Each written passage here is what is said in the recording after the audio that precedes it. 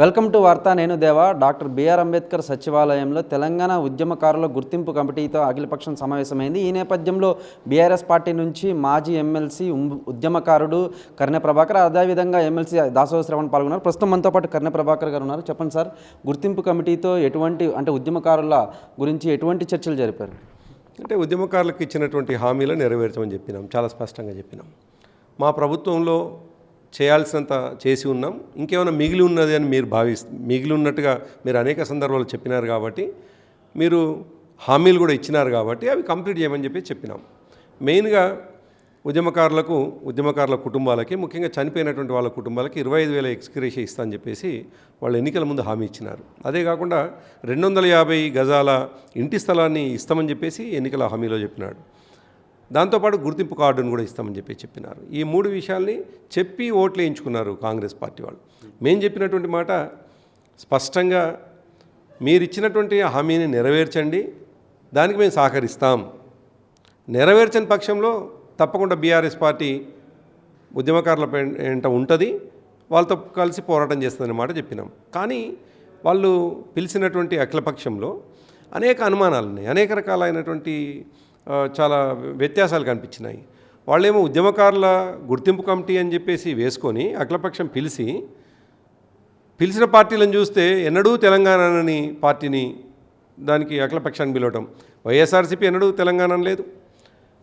Telugu Desam party అయితే మొన్నటికి మొన్న చాలా స్పష్టంగా మహానాడులో తెలంగాణ అనే పదమే లేదు అని చెప్పేసి తెలంగాణ అధ్యక్షుడు మాట్లాడడం జరిగింది. సిపిఎం పార్టీ అయితే తెలంగాణ వద్దు అని తీర్మానం చేసింది. ఆ 3 పార్టీలను పిలిచినారు. ఇవాళ తెలంగాణలో అనేక ఉద్యమ సంఘాలు ఉన్నాయి, ఉద్యమ జేఏసీలుగా ఏర్పడినటువంటి వాళ్ళు ఉన్నారు.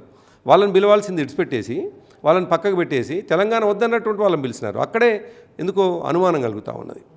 దానికి తోడు వాళ్ళు ఒక జీవో తీసినారు. ఆ జీవోలో ఎటువంటి ఒక అది లేదు, సైంటిటీ లేదు, ఏర్పడినటువంటి కమిటీకి ఒక చట్టబద్ధత లేదు, వారికి ఒక ఆఫీసు లేదు, కనీసం బడ్జెట్ లేదు, కనీసం ఎటువంటి అది లేకుండా ఈ కమిటీ ఎట్లా పనిచేస్తుంది?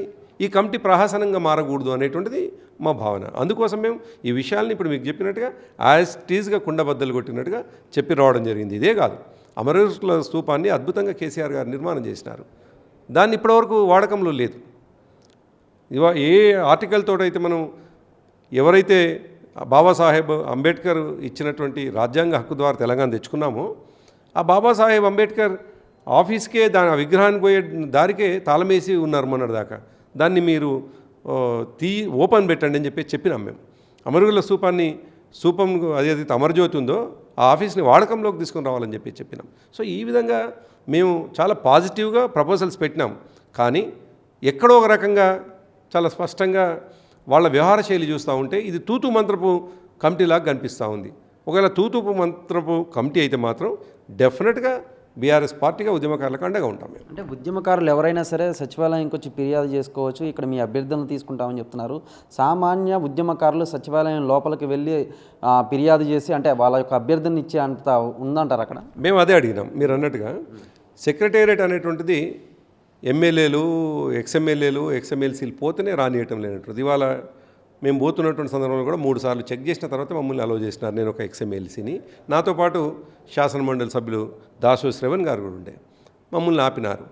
మరి మమ్మల్ని ఆపితే, గుర్తుపట్టేటువంటి వాళ్ళని ఆపితే, సెక్యూరిటీ ఉన్న వాళ్ళని ఆపితే సామాన్య ఉద్యమకారుడు వచ్చి ఎవరు ఇచ్చుకుంటారు ఫిర్యాదు? కాబట్టి వాళ్ళకు ఒక ఆఫీస్ ఉండాలి, ఆ మాట చెప్పినాము. అందుకే మాకు ఎక్కడో వీళ్ళపైన అనుమానం కలుగుతూ ఉన్నది.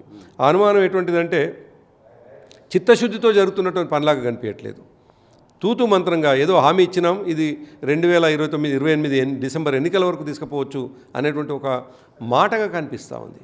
దాన్ని మేము స్పష్టంగా మా అనుమానాన్ని వ్యక్తం చేసినాం. ఇటువంటిది ఉంటే మాత్రం సరైంది కాదు. మీరు నిజాయితీగా పనిచేస్తే మేము అండగా ఉంటాం. మా పార్టీ బేసిజాలకు పోకుండా రాజకీయాలకు అతీతంగా మీకు సహకరిస్తామని చెప్పినాం. రాజకీయాలకు అతీతంగా సహకరిస్తామని చెప్పినటువంటి సందర్భంలో వాళ్ళు ఇచ్చినటువంటి హామీలకు కట్టుబడి ఉండాలనే మాట మాత్రం చెప్పినాం. మేము ఇప్పటికీ బలంగా ప్రభుత్వాన్ని డిమాండ్ చేస్తూ ఉన్నాం. మీరు ఇచ్చినటువంటి హామీలని అమలు చేయండి.